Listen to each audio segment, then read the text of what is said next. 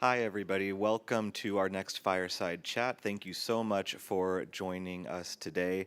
I am Daniel Van Sant, the Director of Disability Policy from the Harkin Institute based in the United States. For a visual description, I am a white man millennial. I have a physical disability that is not visible on camera, but that I like to point out nonetheless. I'm wearing a gray suit with a blue shirt, gray tie. And I am joined here by Monica from Peru. So good morning, Monica. We're going to be here to talk a little bit about your application, Musa, but I want you to be able to introduce yourself to everybody online and here in person in Austria. Hi, Daniel. Thank you. But hi, everyone. For me, sorry, I'm just waking up. It's 4 a.m. for me. I'm also a millennial. I'm based in Lima, Peru. I'm founder of Musa. I'm really excited to be here in this space with Daniel.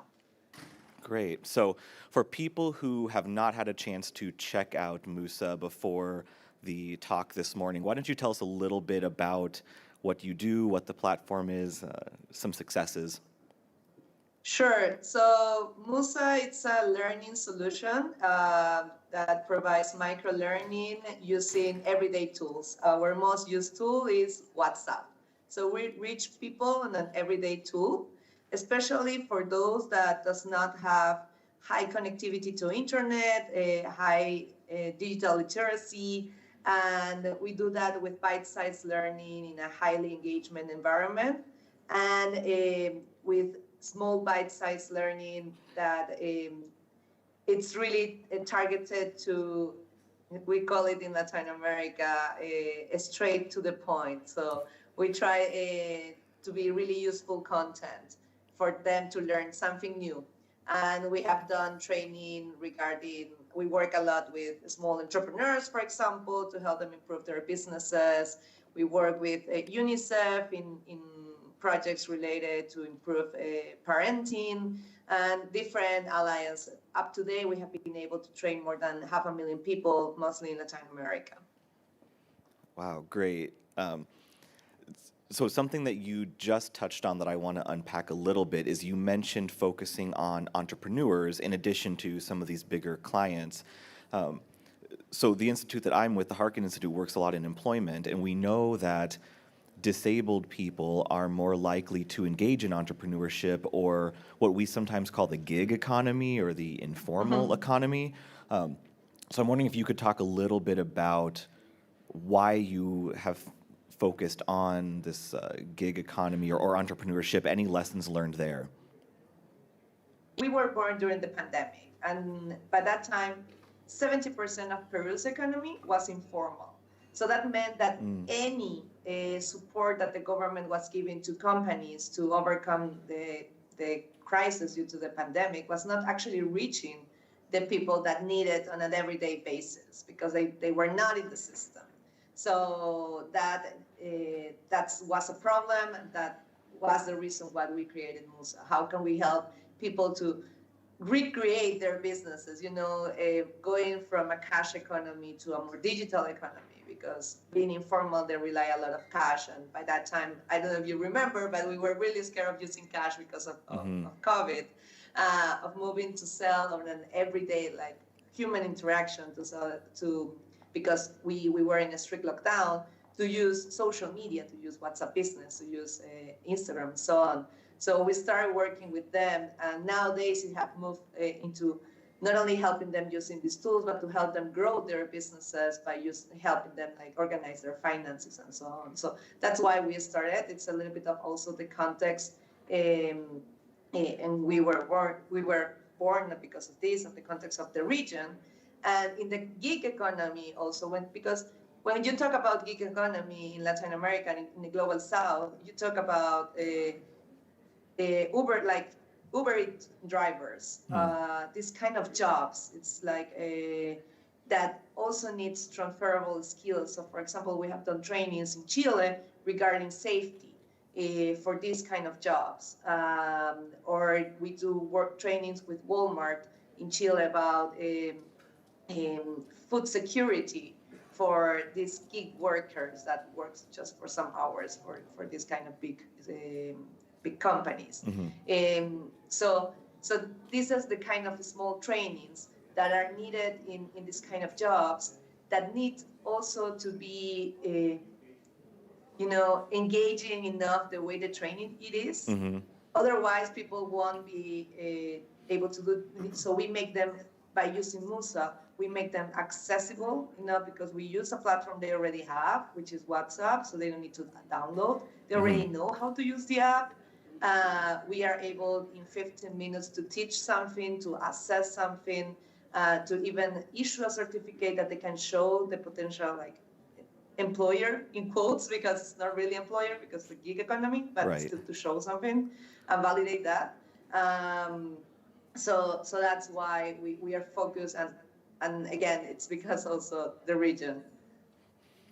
Yeah, so you touched on a few things that I was going to follow up with you on. So you highlighted this use of WhatsApp, right? So I think while we're here at Zero, we're seeing a lot of people who've invented something new. They put a lot into creating something, a lot of amazing innovation, but you just took an existing platform that people were comfortable with and expanded on that. So I want to, maybe you could highlight why you were working with WhatsApp, but at the same time, you mentioned training over, 500,000 people. So you must have something else in the secret sauce above using WhatsApp. So what else are you doing to make this engaging and keeping people on the platform? Yeah, so WhatsApp is our getaway. So behind WhatsApp, it's the door. Behind WhatsApp is all it's a proprietary technology and methodology. So WhatsApp and other solutions that we also have the training through Teams and Slack and so other channels. But the idea behind is meeting the students where they are. So meeting them in terms of technology. So it's again under the umbrella of accessibility. So meeting where they are in terms of technology. So something we realize in the field is that people have access usually, and the majority of people, to a smartphone, but usually like a basic one. It's not really like such a really a smartphone, high level smartphone. Usually they don't have much access to data. Because they are in rural areas or because they have a prepaid phone, so they don't have much access to internet. So anything we will use will need to be really like low internet requirements, low bandwidth. And then in terms of learning readiness, so also we have developed the methodology to be able to reach people that perhaps have not finished high school. So we needed to create an experience that it's engaging and guided enough that they can take people by the hand in this guided experience. So if you can go to our webpage and test one of our demos, and you will see that it's conversational. So we take the students by their hand, and it's not really self-paced, the learning. So it's designed for someone that we call this to be designed for extreme users. So we try to design for them. So we also cover all the users in the spectrum. And that's why we use WhatsApp, because in our research, most of the users in Latin America use WhatsApp, use Facebook. By the time used to use Facebook, but and internet, like telecom providers provide WhatsApp for free, even for prepaid plans. So that made really accessible for people to use it, and people already use it on a daily basis. Yeah. So there was no need to teach them how to use the tool. It was just to get them to have access to the number of the training. Sure. So we've been talking a lot about disability, and I think that's kind of a focus here at Zero, but you just mentioned that you're working a lot with people who maybe haven't completed high school or have some other barriers. So what are some other populations or groups that you've found success with, either inside disability or outside of disability? So something just to, now that you mentioned disability, something that I forgot to mention in the previous question is that the other reason that we work with existing tools is that they already have embedded all the developments to be, all the features to be accessible for people with other types of disabilities. It's just not the ones we can feature from our design that can be audio and text and others, but Android and WhatsApp already, like these big corporations already have the resources and the team to make it more accessible in terms of different types of disabilities. And to your question, as you mentioned, yes, everything is intersectional. It's not just one thing. Most of our training, it's not really targeted, but most of the groups we work with, because of the partners we work we have, it's either low income, a lot of women, and we now have been seeing a trend working with silver economy. So working with senior people that is looking to reskill in the region. Also, usually in the profile of entrepreneurs that need to learn new skills. So just to give and to provide a little bit of context, in Latin America, in most of our countries, it's not that we have a retirement plan. So people need to be economically productive for longer than usual in developed countries.